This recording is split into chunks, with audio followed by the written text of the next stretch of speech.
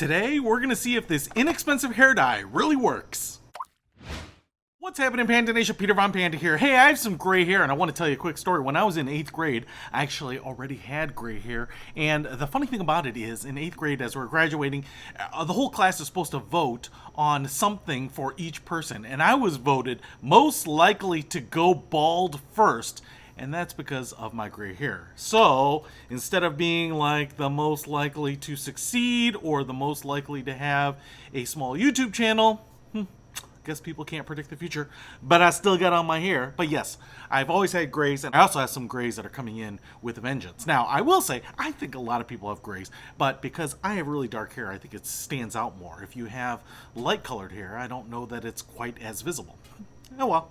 So I picked this up. It's just for men, and it is an easy comb-in dye for hair. And I picked this up because it was, one, supposed to be easy, but two, I think it was about the cheapest dye I could find. So I'm really hoping that it might work well. Now, in terms of the instructions, I think this thing is pretty simple. It comes with a little tube of pre-mixed dye, and then this little brush that you put on top of it.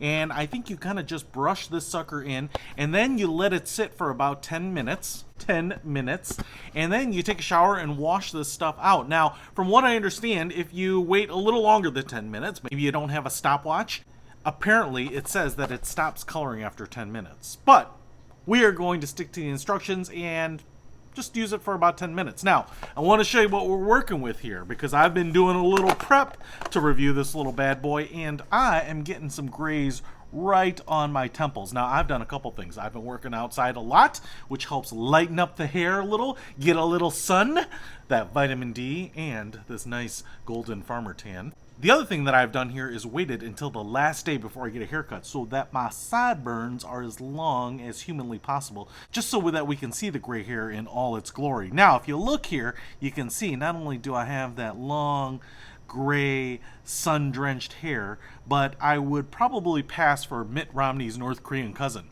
And we are just going to see if this looks any better after we use this. So let's get brushing.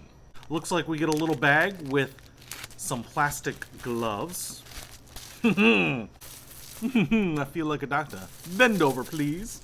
We also have the tube here. I'm just going to open this up. It looks like a travel toothpaste tube. There is a freshness seal, apparently, that's what they call it, on the top. So you pull that off, and you take the little applicator and screw it onto the top. Now, there we go. All right, so it's coming out. Now I'm just going to go ahead and try to brush this in. And you can probably notice there, I'm getting on my skin too. Hopefully that isn't a problem. But in my case, I want the hair pretty well covered. And I will say, it's already starting to look chocolatey dark.